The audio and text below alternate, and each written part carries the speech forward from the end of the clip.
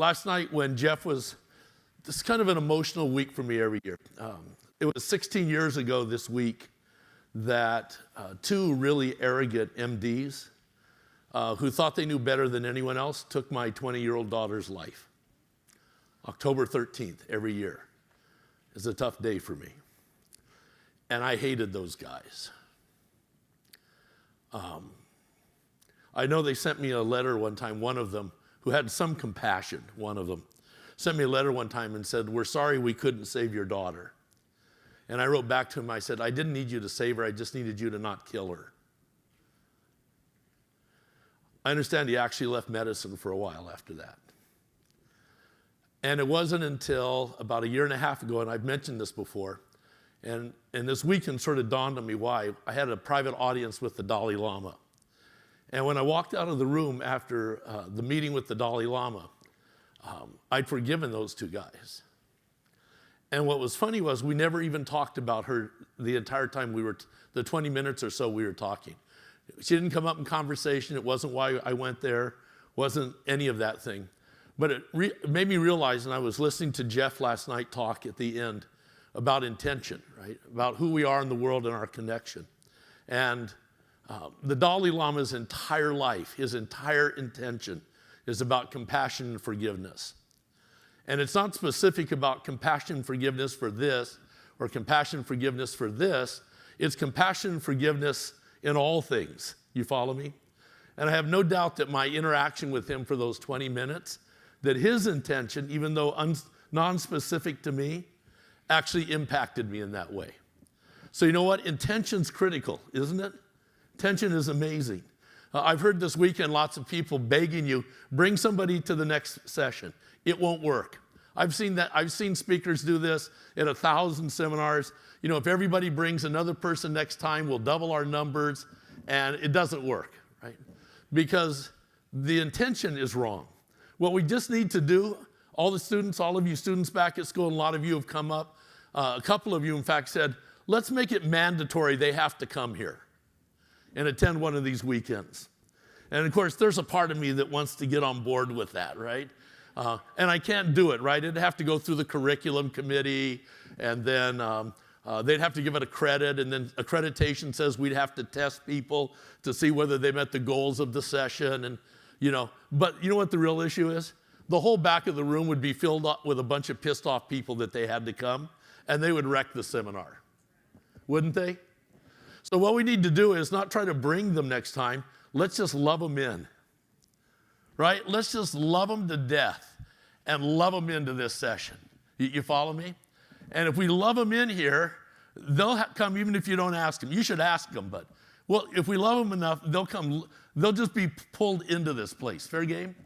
So I'm asking you not to get people here. I'm asking you to love people here the next go around. We got 3 intention experiments after, thank you. Lynn McTaggart, this is why I have great work, right? I have all these people that know all this stuff. Lynn McTaggart wrote the intention experiment. We had her for Life Talks last year. And she got so enamored with life, and she's coming out with a new book on intention that she wanted to do quickly so it can make it into this edition of her book that's coming out in February, an intention experiment with Life University. So we're doing 3 intention experiments. We've got them all designed. We're looking at them in research. We're going to follow through with them no matter what.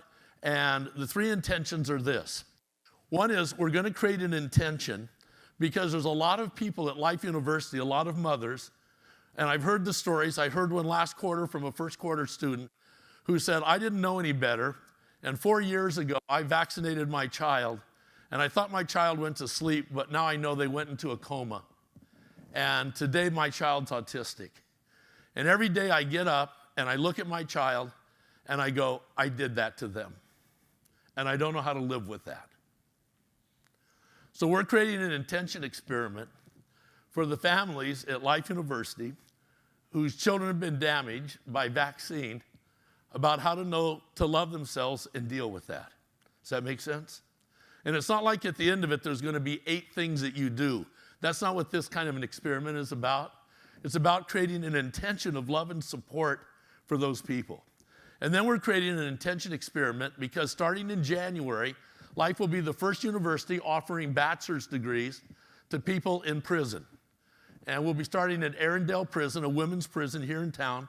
We know that it cuts the recidivism rates back to prison to essentially zero if there's any education. And no one's ever offered a bachelor's degree, and we put together a whole program out of Positive Psych based on compassion, forgiveness, and what I talked about earlier, how to create compassionate leadership so they can go out and start businesses when they get out of school. And their first session, their very first session, is a session on our overall vision of vitalism, chiropractic, nutrition, positive psychology, functional neurology, and then they start this course. I have no doubt, right? I have no doubt, because this is our intention, that not only will these women get out of prison and not go back and go out and create productive things that change people's lives, but I have no doubt, for example, that within short periods of time, especially after that first session, they're going to start demanding chiropractic care in the prison. They're going to start demanding those kinds of things. You follow me? And we're going to create a model because, as BJ and Dee said, we intend to empty the asylums. You follow me? But we're not just talking about it philosophically. We're going to create an intention to make that happen. You follow? And it's going to happen between now and January. And then the last intention that we have of these three intentions is one for healing. And we're going to look at a group of people and create an intention for healing for these people. So you know what? I want you to have an intention that when you leave here, you're going to do something. You follow me? And so this is my wrap up with you as we get to this point. So here's what we're going to do. One is, I talked this afternoon about $1 billion just to restructure a department at a medical school. And we need 11 million, 15 million, I don't know, 20 million to do all the things we're talking about in phase 4 of our 2020 plan. And I'm not asking you for money, but I know that you know all the people that have money. They're in your practices. 2 people have already come up this weekend and said, I have this and this person that I'm related to in a practice, and I'm going to get you in touch with them so you can start talking to them. You give us the names, you get us connected, we'll build the relationships with them. You follow me? It's not that you have to give, it's called give or get. You either give or you get people who can give. Does that make sense? And that's our job. So I want you to walk out of here. Some of you already have that intention, that purpose when you leave here. So here's what I'd like to do. Because there's a line that says, after the final no, there's a yes. And on that yes, the future of the world depends. After the final no, there's a yes. And on that yes, the future of the world depends. So I've watched all the slideshows up here this weekend. There have been massive amounts of information of things you can do to go home on Monday and make a difference in your practice, make a difference in your life. Wouldn't you agree? In fact, if you could do all those things, you'd be a superhuman being. So here's what we're asking you. There's a principle called Kaizen. Kaizen says that the journey of 1,000 miles begins with the first step. When I was at UCLA, they did a study on this principle of Kaizen. What Kaizen says is, you don't try to do everything, you try to do the next simplest thing, because that opens up the door to the next simplest thing, and things change. For example, they found that people that lose a lot of weight in short periods of time, almost 100% of them within 5 years have gained all the weight back. But people that do Kaizen, which just takes the next easiest step. So for example, if you're checking in a hotel and they offer you the minibar key, turn it down. Just turn down the minibar key. That's the next easiest step. They found that people that do that process over a 5-year period lose weight and keep the weight off. Does that make sense? So we're not asking you to go home and do all of that. We're asking you to go home and do one of those things. You follow me? So how many of you this weekend, I'm going to start with the board actually, the board of trustees, because I sat with them on Thursday at our board meeting this week, and they made some statements about things they're going to do. Where's the board? River people, if you're on the board, stand up, right? So if you're on the board of trustees of Life University, stand up. So these people this weekend made a commitment to do something. I heard them do it on Thursday, yes? Right? Through the board of trustees for Life University. Where are the speakers? How many of the speakers here this weekend made a commitment in their mind? They saw something that they knew they could do that would make what they're doing more impactful in the world. If you're a speaker and you saw something like that this weekend, and by the way, get in your mind, I may ask you what it is. If you know what it is, stand up. Right? All right, where are my doctors in the room? How many doctors this weekend saw something on here that you intend to go home and do on Monday morning, so to speak? If you know exactly what it is, stand up. All right, and now the greatest group in the world, students. How many of you saw something these last couple of days, get it clear in your mind, something you absolutely to yourself are going to commit to do when you get home on Monday? When you have it, stand up.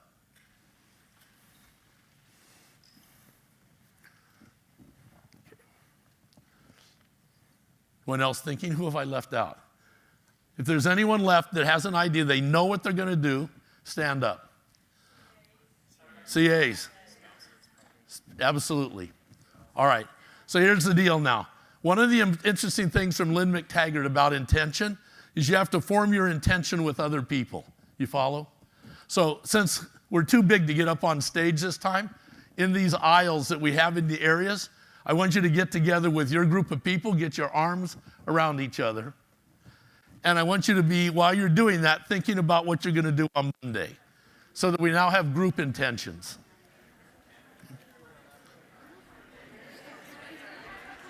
And circles are best.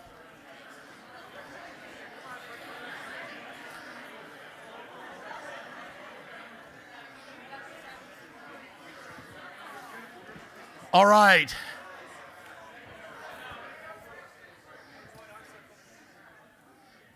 So as a group, I want you to look at each other, and I want you to imagine, I'll walk you through a couple of things. As you look at each other, I want you to look at each other and say, in your mind, I'm going to support your intention.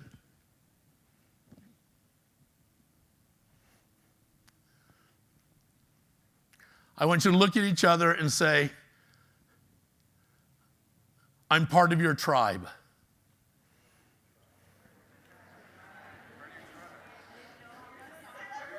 And now I want you to say, after the final no, there's a yes. And on that yes, the future of the world depends.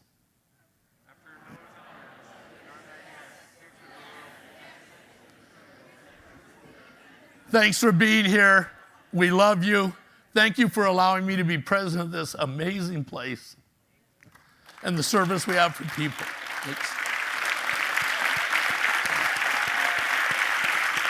Dr. Guy Reekman.